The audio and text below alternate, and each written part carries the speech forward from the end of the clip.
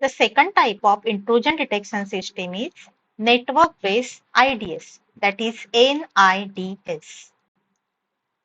So this type of IDS will be used for protecting the whole entire network, which is installed on the network for monitoring the traffic and detecting the suspicious activities. To detecting the suspicious activities or threats, including network-based attack like denial of service attack, port scanning attack, then malware distribution, that kind of NIDS will be used. This kind of intrusion detection system will monitor the multiple devices at once. For detecting the attack on entire network, NIDS will be used.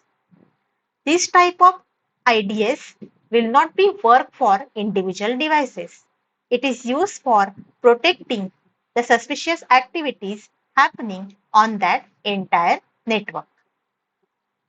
So this is our firewall. This is our NIDS system.